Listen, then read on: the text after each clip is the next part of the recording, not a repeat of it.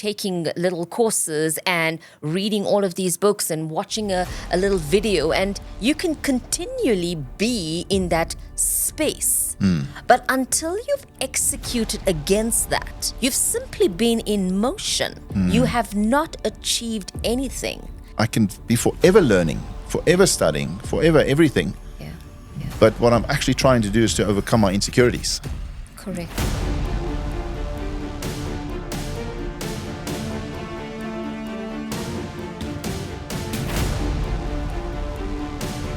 Are you ready to amplify your leadership impact?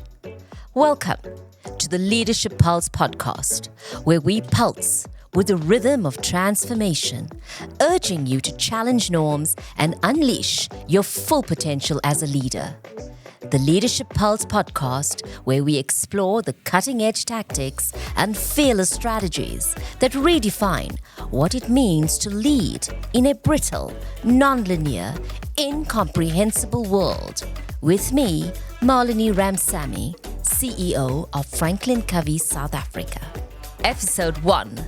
Leadership Insights in Times of Great Change. I'm really honored to have Adriaan Groenewald as our guest. Adriaan is a leadership activist dedicated to discovering, acknowledging, and mobilizing more than 30,000 successful leaders by 2030.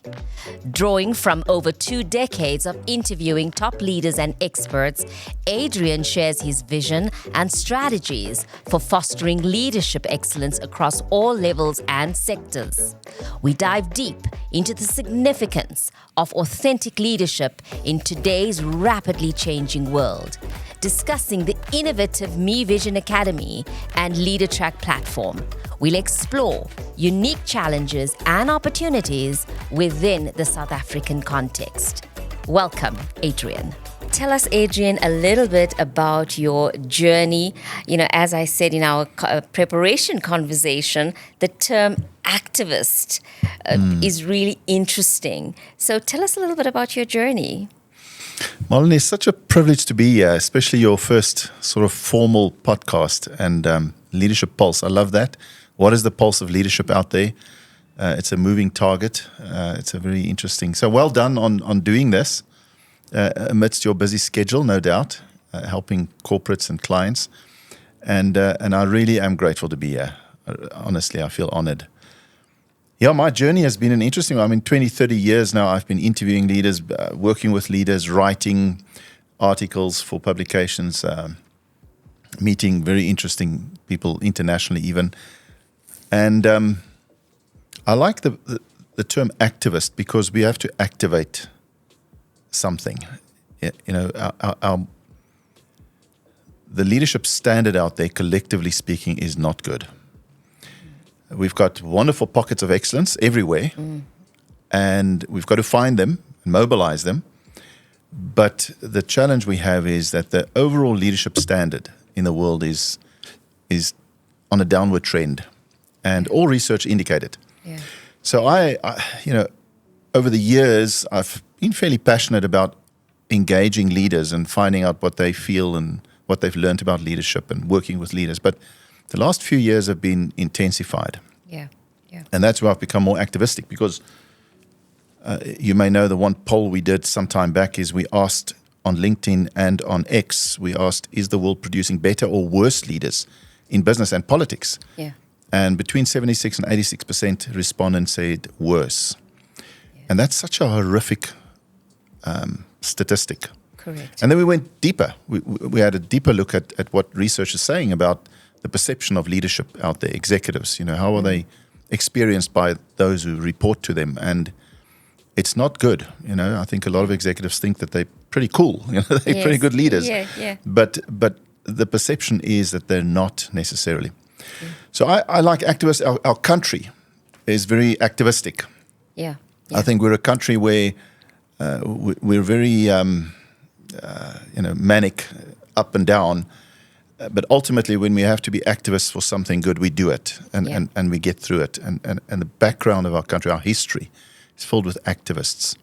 I think it's time, and our leadership history with Mandela and others are really good. Correct. We haven't done so well since then in many respects, but But I think all those rubbed off on me, all of this activist background, our political activist background and so on.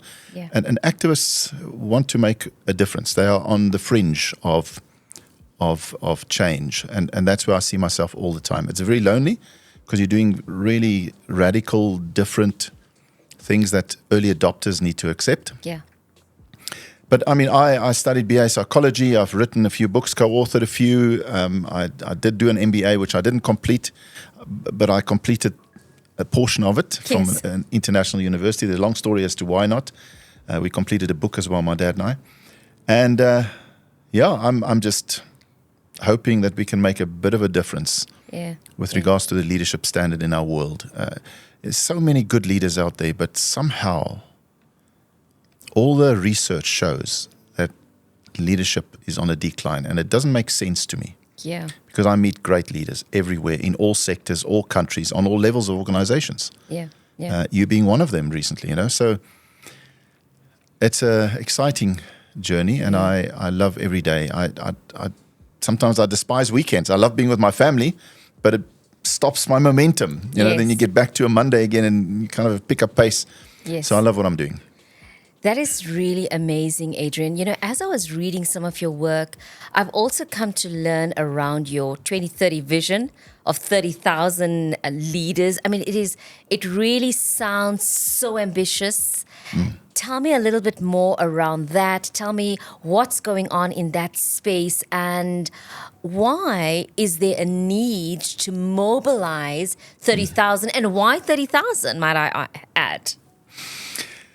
Yeah, so going back to the statistics that show that leadership is in a decline, and collectively speaking, actually in a crisis mode, to be honest. If we look at where the world is anyway, we can look politically, economically. You have some good examples. But so we say to ourselves, hold on. So statistics show that leadership standards are on a decline, collectively speaking, but yet we know of many successful leaders in all sectors, countries, and on all levels of organizations. And I've been in the leadership development space for a couple of decades. Yeah. And it seemed like leadership development, which is Franklin Covey has been the forefront of that, But overall, it seems like this $50 billion industry or $40 billion industry hasn't made the difference it should have. Yeah. And it's not the industry's fault, the practitioners. It's the cultures and organizations. It's the leadership that are rewarded out there, the loud ones, not the quiet level 5 type leaders. Yeah. So we decided, let's do it from another angle. Let's go and find those successful leaders in different countries, different sectors, on different levels, mobilize them on one platform, and then from there, ripple out an energy that can hopefully expedite successful leadership in the future, successful leaders. So those that are on that journey to become successful, can we expedite it? Yeah. Can we increase our pace? Because the way we've been doing it hasn't seemed fast enough, effective enough. Yeah. But if you get successful leaders and you cherry pick them out of society and you say, right, let's do something together. Yeah. Yeah. And we say, let's try and get 30,000 by 2030. If we can miraculously through technology and other ways and means do it per country, wouldn't that be magnificent? 30,000 in South Africa, 30,000 in the US, and so on. And that's the journey we're on. I can't tell you why 30,000. It is very ambitious when you break it down. It's impossible when you break it down. But impossible sounds exciting. And 30,000 is also not a lot. There are more than 30,000 successful quality leaders in our country than that. Yeah. But let's start there. Yeah. And if you break it down, what you need to get daily, what you need to get monthly to get there, not going to be easy. Yeah, absolutely. But with other partners. Yeah. I mean, the amount of successful leaders you meet every day, even though every successful leader must still develop themselves, they must still refine their character, and you can't sit and do nothing these days as a leader. You've got to. So many successful leaders. Every successful leader we give the award to. Yeah. The Successful Leader Award, they know successful leaders. Yes. And therefore we will mobilize them to refer us and to nominate. So it's a whole, I won't unpack it all, but I hope that answers your question. It's something we hope we can. And we've already got leaders in different countries that we slowly, yesterday or day before, we gave an award to a leader in New Zealand. I also put it on LinkedIn this morning. I think you liked it. Yeah. So, So, Adriaan, what I'm hearing you say as well is that there are very many leadership development programs out there. There's very many, what we are deemed as, the best in class. Yeah. So, whilst there is a plethora of leadership development programs out there, there isn't a plethora of leaders, right? What is that gap? Why would you say, in your experience, are we experiencing this deficit of real, true leaders in the true sense of the word? What is the missing piece? Yeah, I think you and I can have a long conversation about that with your experience and what I've done. I'm in two minds at the moment. I do believe that there are not enough conscious, good leaders out there. But I think there's something else missing, that there are more successful, good leaders out there than we realize. So I'm personally, we are trying to find the balance between increasing, shall we say, the leadership development side, getting better at that, but also finding the successful leaders, showing that they are out there. There are thousands. So let's get them, pull them out. Why hasn't it been as effective? A couple of thoughts. One is, our society is geared around functional technical expertise. I leave school, I can read and write and do whatever else. I now decide what's my career. I want to become a doctor, engineer, teacher, whatever. Or I go and just sell, become a miner. So I study, our universities, our technicons, our institutions teach us to think technical, to learn and adopt an expertise. So now I go and I become an engineer. Yeah. If I'm a really good engineer, something happens. I get cherry-picked out of it and I'm told to run a division of engineers. And before I know it, I maybe then from there go to the next level. I'm really good at that too. I actually move away from my original career. I'm not an engineer anymore. I'm now a leader. And the portion through which I lead, as opposed to the portion through which I'm an engineer, becomes bigger and bigger and bigger. And I don't realize that I have changed career. I'm not an engineer anymore. I'm not an accountant anymore. I'm not a teacher anymore. Now I run a division. I run a school. I have changed careers. And somehow people don't make that leap. Correct. Where they have to fall in love with a new career called leadership. Correct. And the irony is, our society is very good at creating professional bodies for engineers and accountants and doctors and to keep them technically fit, expertise fit. Yeah. But leaders are not held accountable through professional bodies, yet they lead the professionals. They lead the accountants. So why don't we have more accountability? Yeah. Where leaders must show through professional points even that they are keeping themselves leadership fit, that they have adopted the new career called leadership, that they are starting to lead themselves, others, and their organization better and better. Yeah. So that's our society is not geared for leadership. Leadership is still seen positionally, which largely it often is. So there's that misconception of you have to lead with a title. And people become leaders for the wrong reasons. It gives you a better office, corner office, better pay. Yeah. So I always wanted to be an engineer, but I choose leadership option and direction because it's going to give me more money. More status, more recognition. It's not because I love people or because I really want to make a difference in people's lives or I want to multiply more leaders. It's not that. Somewhere along the line you might discover that. And then the next thing I'll say is, now what we do as a society, Marlinie, and this is very interesting, is you're now a leader, Adriaan, you've been promoted. So we're going to send you on a course, whatever that entails, a couple of days. And you better, in those few days, become a leader now, okay? It took you 4 years to become an engineer. Still, you weren't the best engineer. You had to belong to a professional body. You had to do projects. You had to go through, or you had to do articles to be a lawyer, after your 4-year degree. And so society is very good at creating these professional people. Yeah. And to hold them accountable to continuously sharpen the saw. But when it comes to leadership, now suddenly I must now change you to think like a leader. You're always going to think like an engineer. Of course. Or an accountant. You've been brainwashed to think that way. Yeah. So what I'm hearing you say is that there is a shift that is required as people navigate the world of work from their technical competency into what are the competencies required to lead other people. And, earlier on, I was saying in our preparation conversation as well, that yes, there are tasks that needs to get done. But as you begin to lead others, one needs to know, and as a leader of others, they have to be really acutely aware of how do I distinguish the things that needs to get done. So tasks need to be managed, but people need to be led to execute on those tasks. Yeah.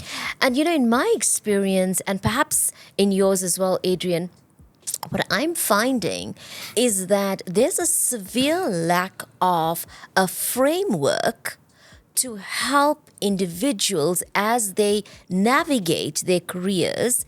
There's a lack of a framework to help them think towards this idea that leadership is not a position, it is a choice. And to consciously choose leadership is the recognition that what sets great leaders apart from, an ordinary leader is who I am, so it speaks to credibility. How I think speaks to the idea of growth mindset, that there's so much more than just what I can contribute.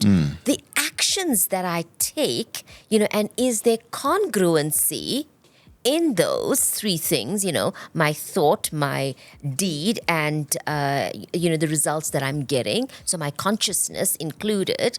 And finally, the results that I get.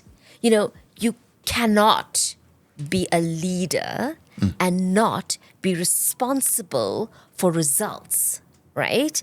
So it's a near perfect balance of both character and competence.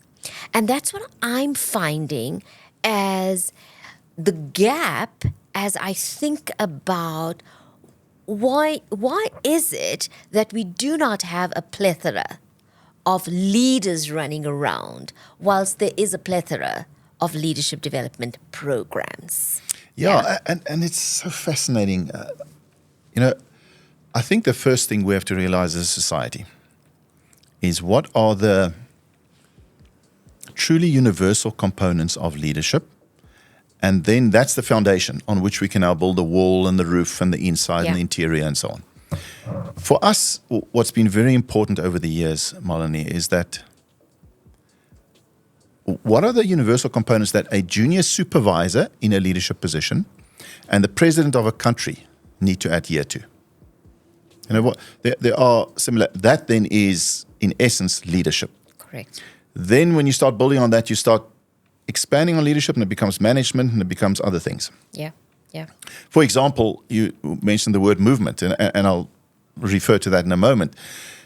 But ultimately, whether I run a country or whether I run my family, I lead my family, or I lead a small group of people, I'm always going to universally lead myself. Correct. And that is there's a whole industry on that, isn't there? I mean, you folks have incredible stuff on how do I lead myself better? Yeah. And how do I discover myself and my character and who am I really? And leading yourself in a disciplined way, there's a depth to it and there's a more superficial way. Do I plan my day well? Correct. But first, let me see who I really am. Leading self, leading others. So whether you're president of the country or supervisor, you're always going to lead others. Now, what's interesting here is this is still not title bound. Okay, leading self, you don't need a title to do that. Leading others, you lead them directly or indirectly. If you have a title, formal title, position, sure, then you are expected to lead people. but you can lead and influence people without a title at all times. Now, that's a whole science. How do I lead people? What does it entail? Yeah. How do I motivate? How do I inspire them and so on? And then the third one is you're always part of a big organization. You're always leading organization or a component of organization. It's almost the non-people stuff, but it includes that. Yeah. So that's just the structures, systems, processes, and so on. Reports, the buildings, whatever. You're always leading organization. And finally, I would also throw in leading society.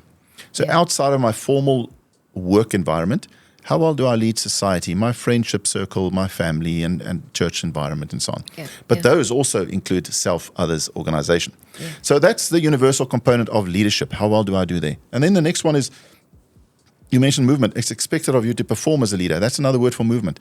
So we've been very strong over the years on leaders are in the business of movement. Yes. So whether you're the president of the country or junior supervisor, you're expected to take what you've been given responsibility over to a better place. Yes, yes. And that's movement. Yeah. So that's performance, that's improvement, it's growth, all those words. Yeah. So that's always going to be. So you must become a movement specialist as a leader. Yes. And we find in our country, if you don't create movement, so you go into an election and your party does horribly badly, the movement has been next to nothing or it's moved backwards, you're not held accountable necessarily. Yeah. Or even in corporate, we often find leaders are not held accountable. Yeah. Movement is absolutely important. And sorry, I'm going on, but then the other component I think you touched on very eloquently is how do I behave while I move?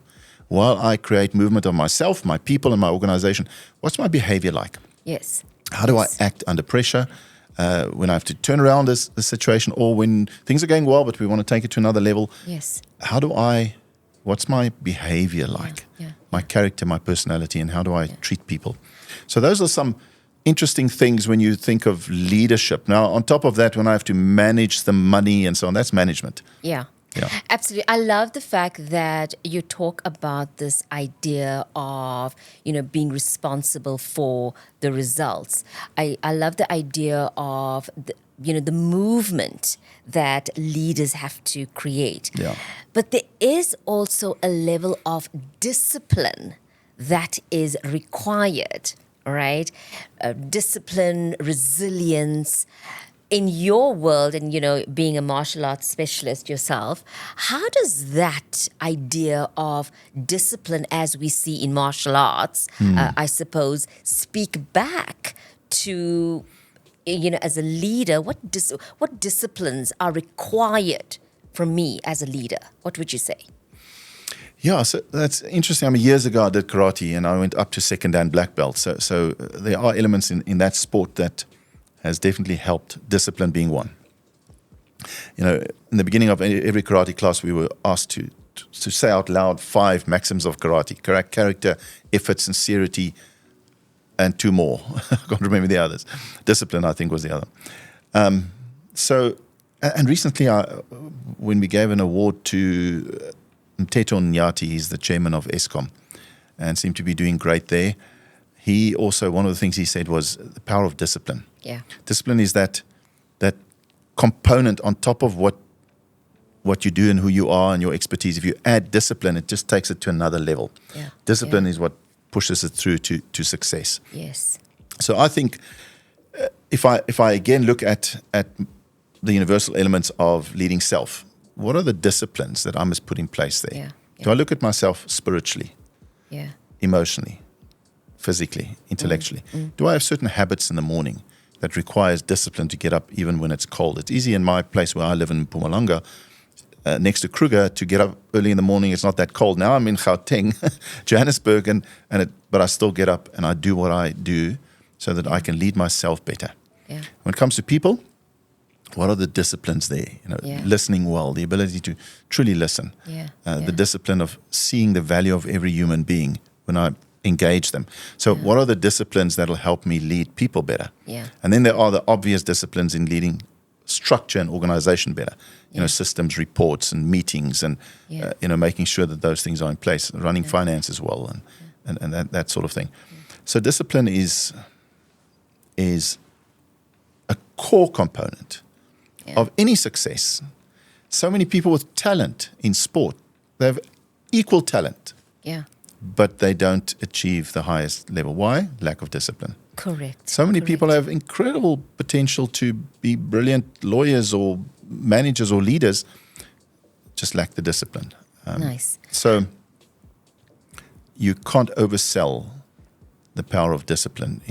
Yeah. You must become a disciple of a routine, a disciple of something good. Yes, I love the link between discipline and being a disciple of discipline, because anchored in that is, once again, I go back to the idea of a framework, because a framework is always Correct. anchored in a set of principles. Correct. Right? And that's what sets, I suppose, Franklin Covey apart, is that it is so seeped in deep principles, discipline being, one of them. And if we think about some of our work around execution, the discipline of focus, leverage, accountability, engagement really drives results.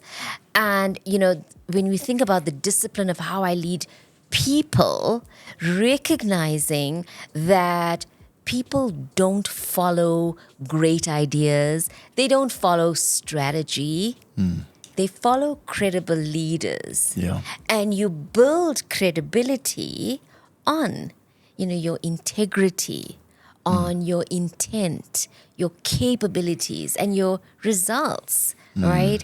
And it's really so important that when we think about leadership and we think about what does set great leaders apart, they really are seeped in a set of principles. Yeah. Right? So really becoming clear around that also is what helps us close that gap, I suppose. At the end of the day, people are not so concerned with how much you know. They don't care about how much you know. They do care about how much you care. Yeah.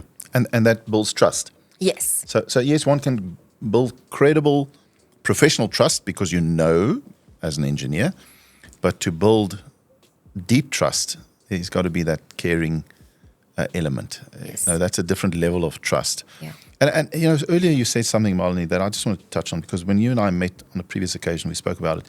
You said, why has leadership development maybe not been so successful? And I do want us to quickly touch on the fact that organizations have this funny belief about leadership. We've got to implement the latest fad. We've got to, I think you may have said before, the CEO flies somewhere, reads a brilliant book, and then comes back and says, everyone must now have this book, and this is the latest thing we're going to roll out. As a company, it's fine. You can bring in the fads and the latest bestseller, this and that, but you've got to have a framework or a model in your company that never changes when it comes to leadership. And you stick with that. Okay. Correct. All leaders must somehow align to that universal foundation of what leadership is and what leadership is in your organization, a little bit more customized. And then when that's mastered, it needs to stay there. Yes. And it needs to be a constant reminder. Because movement, you can't say, okay, we're now done with the fad of movement. Let's move on to the next one. Yes. The leaders don't have to create movement anymore. No. Yes. Years later, you forget that the law of movement or whatever your principles are. Yes, yeah. So you've got to keep that there. Like if you have Covey's work, Franklin Covey's work in your business, keep a strong foundation there. Now you can bring the fads on top of that. Yes. So how does it help me create better movement? How does it help me lead myself better, lead others better, lead organization better? Yeah. Keep the foundation there and the framework. If you don't do that in your own life, your set of principles, your values, then all the extras, bring it in. Yeah. But don't skip the foundation. Yeah. I love that. And, I love the fact that you talk about the universality and the timelessness of Covey work, right? I mean, you don't stay in this space for more than 40 years by not having anchored on a solid foundation. You don't enable greatness in more than 30 million leaders across the globe by, bringing in just the latest fad. It is so seeped in a set of principles that endure. And that is so accurate how you've described it, is that you need to have some framework. And if you want to add something else onto that, you have your starting block. You've got the framework. Really interesting. You're talking about this idea of movement. I was reading an interesting book, and it talks about the difference between motion and action. Motion is all of those incredible readings, all of that planning, all of those things that needs to happen. And and we see that all the time right now with, taking little courses and reading all of these books and watching a little video, and you can continually be in that space. But until you've executed against that, you've simply been in motion. You have not achieved anything. It requires of you to put that into action, to execute on it. Then the movement happens. In the absence of that, it's like reading a book on learning to swim or watching a video to learn to swim. So you can watch as many videos, you can read as many books, but you need to get into the pool at some time. And try it and go and fail and make mistakes and Correct. sink a bit and whatever. Correct. Yeah. And that is a gap in in what we're seeing in some of the leadership programs, I suppose. Yeah. Is what is the practical application piece? Where is the execution of that? And what are your thoughts, if I may ask, on that foundation core element of uncovering your true self? So many people, again, that's a universal foundation. Yeah. If I can do lots of great training and do MBAs, which a lot of people do, thinking that's going to bring the big breakthrough, and it doesn't. Or I can become a PhD, a doctorate, but if I don't have that foundation of who I truly am, how I view myself, my being comfortable in your own skin scenario, and truly knowing my full potential, then I can be forever learning, forever studying, forever everything. Yeah. But what I'm actually trying to do is to overcome my insecurities. Correct. That's what I'm trying to do all the time. Yes. And we have a lot of that in our society. I'll feel more secure when I get the next promotion. Yeah. I'll feel more secure when I get my master's degree. Yeah. If only I had. If my only I had master's. that. And then you discover, if I earn more, have a nicer car, and all those superficial things. Yes. But ultimately, I realized, hold on, the reason I keep wobbling around, falling all over the place, is because I've never truly become anchored in who I am, being truly confident, authentically confident in myself. Yeah. Now, I'm a big fan of the Covey stuff. I mean, as you know, I've met him more than once, and I've spent some quality time with him. Yes. And was sad when he passed away. And therefore, I have a soft spot for, and you've gone beyond just that, although that always remains. 7 Habits, all those things always remain, because it's universal. Yes. You can never move, step away from them, and you can't do that. Yeah. So my assumption is that, the Covey work has great potential as well, over and above hard business deliverables, to truly help a person grow who they are and become authentically confident, not a show. Yeah. Because I have title, I'm confident. Take my title away, I crumble. Yeah. My feeling is there's a deep character work in the Covey, on the Covey side. Am I right? Absolutely.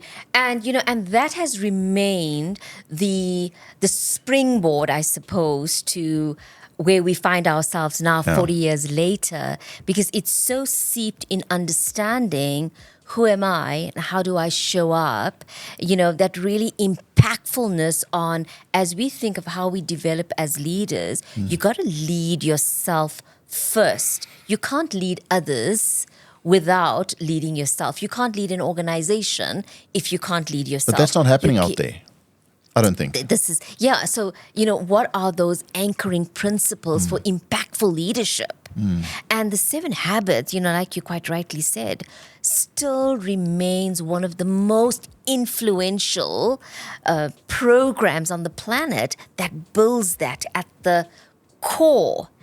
balancing both, personal and professional development. It remains one of the most impactful pieces of work that helps individuals grow. I know that you spoke a lot as well about, your experience with the 7 habits very many years ago. And, I think you were speaking about seek first to understand, which is habit 5, right? And how many leaders suspend their own judgment and truly are there to understand another person's point of view. We just don't have it enough in politics.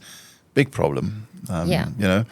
The world would make a big mistake if it decided it wanted to move on from the 7 habits, for example. Yeah. Yeah. Or to say, well, that's personal development. Let's talk real business development, real business stuff now. Yeah.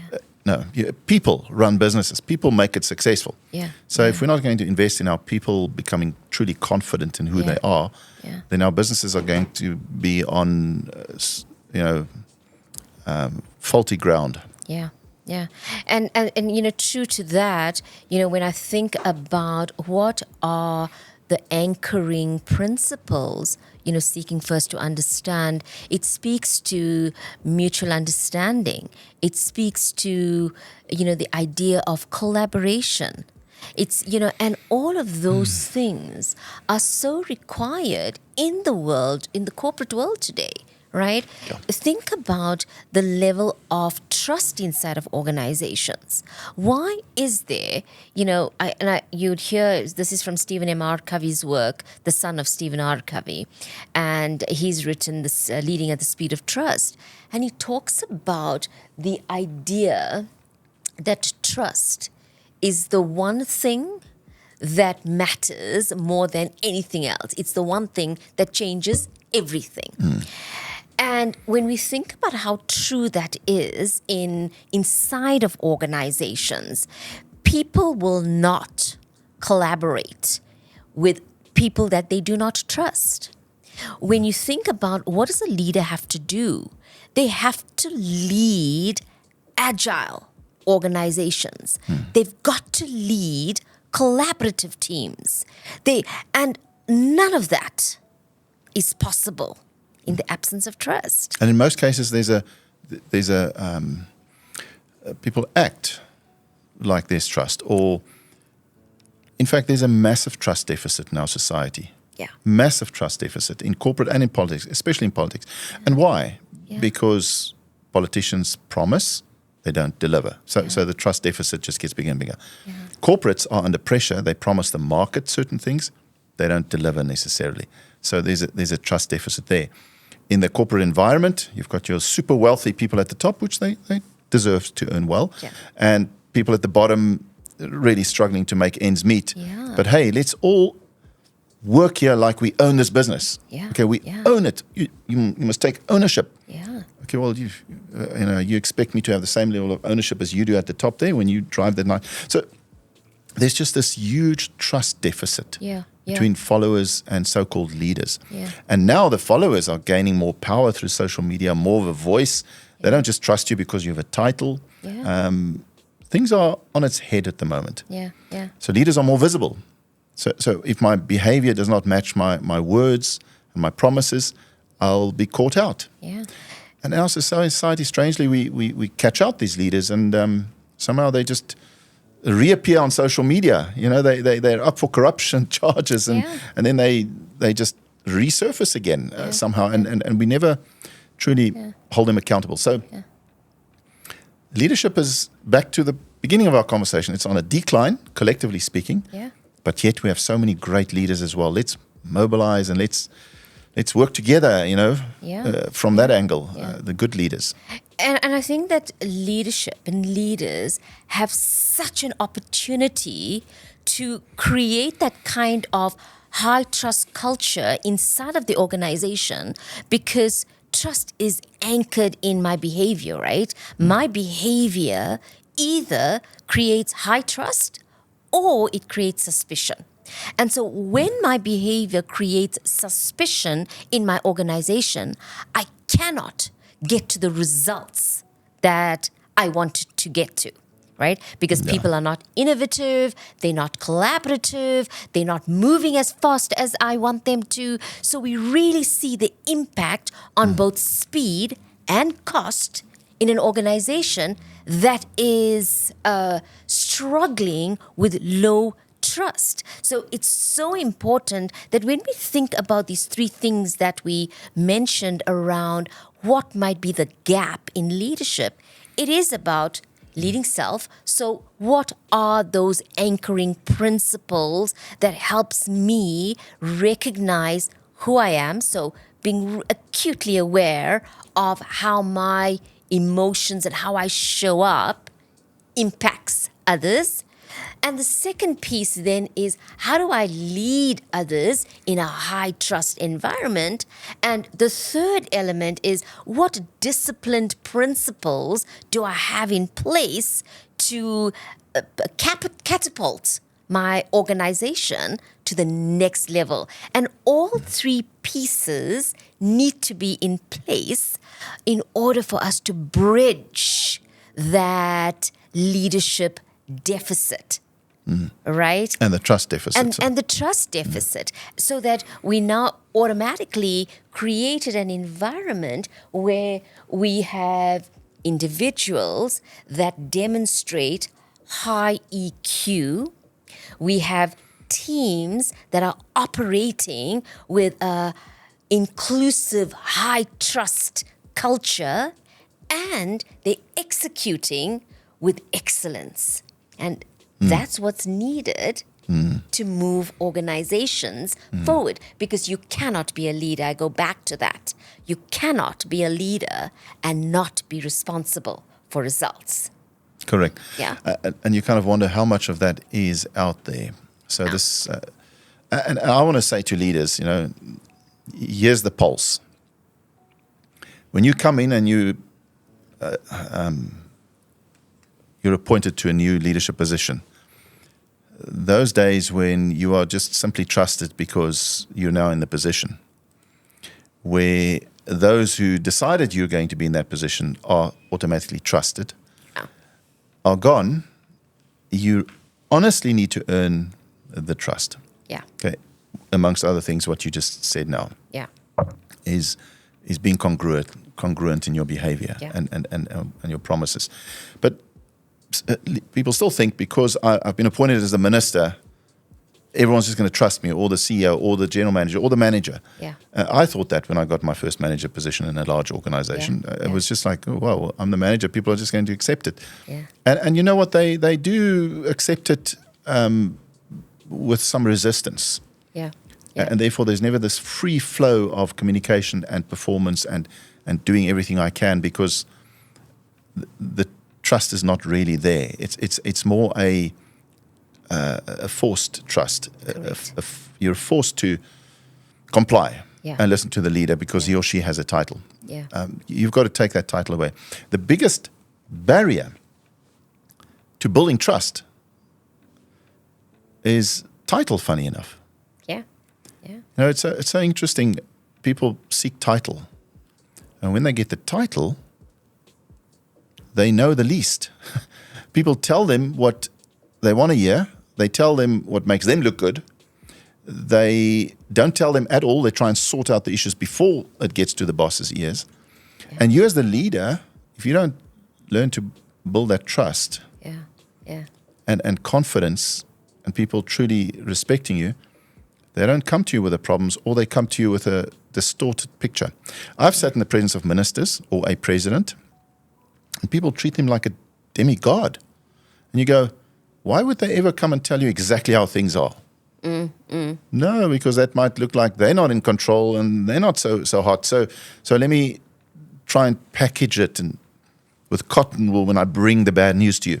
Yeah. It's not easy to be a leader if you don't have trust and you rely on your title, because you will be the last one to find out. Correct. And you will not be informed fully of what's going on. Yeah. And that's not good. Yeah, absolutely. Adriaan, as we come towards the close of our time together, and, we have this opportunity to give a message out to the people that might be listening to us, what would you say are the 1, 2, or 3 most important things that, as they think about their leadership careers, what should they be focusing on? Yeah, there are so many important points, aren't there? I first want to say the ability to be truly grateful for the opportunity to lead is lacking out there. Now, here's my latest philosophy. I know we know about the power of gratitude, but I believe that our lives are filled with blessings of people, blessings of nature, blessings of just blessings, everything around. It's a blessing to be here today. It's a blessing, this technology. Everything is a blessing. And when you're able to be 100% grateful for that blessing, you will access 100% power. Every blessing contains power. Yeah. But if I'm grateful 10% for a blessing, or I take for granted my mother or my father or my wife or whatever, Yes. then I don't access more than 10% power from that blessing. Yeah. So I want to say to leaders, please be 100% grateful, thankful for that position, that opportunity to lead human beings. And then I would say, please try and intuitively discover who you are. Intuitively, not intellectually. Intellectually, I have an MBA, I have this background, this history, this experience. Oh, that's all easy to do. But if you can intuitively realize who you are inside, and that's a spiritual journey, unfortunately, in our world that moves away from spiritual, you must know who you are. The more you know who you are, the more impactful you will be in other people's lives. Because then I realize how amazing you are. Yeah. Because I realize how amazing I am deep down. Yeah. Yeah. So then I will start treating others with more respect and kindness. And leadership is life. Life is leadership. Yeah. You cannot achieve your full potential in this life and circumvent leadership. You have to lead somewhere, and you're always leading by default. It's just the way it is. So and then help us find the successful leaders, please. We need them nominated. We need to highlight them. We want to mobilize them on our platform, and we've got incredible things that are happening that I'll even discuss with you more afterwards and in the future. But our society needs leadership to improve. The door of society swings on hinges of good or bad leadership. Yeah. And right now, those hinges are in jeopardy. Hanging by a thread, by one hinge. It needs some Q20. It needs new hinges. It needs a lot of things. Yeah. But the door is still swinging, and I think we just need to patch it up a bit. Nice. Adriaan, it has been such an absolute pleasure to engage with you. Your vision around leadership, so very inspiring. I want to add on to what you're saying, to discover our true self. We are human, fully human, only because we engage with other humans, right? And Stephen Covey says that leadership is about communicating to people their worth and potential so clearly that they are inspired to see it in themselves. And that's what I'm hearing you say about, what leaders can do out there as we expand the number of leaders that we have. So thank you so much for coming in, and what an absolute pleasure to have you in this space. To our listeners and our viewers, thank you very much for staying in tune. This is the Leadership Pulse. I certainly hope that you have gleaned one or two great messages and one or two great lessons from the time that you have spent with us. Stay tuned for very many more episodes coming your way on the Leadership Pulse with me, Marlinie Ramsamy, CEO, Franklin Covey, South Africa. Thank you, and bye for now.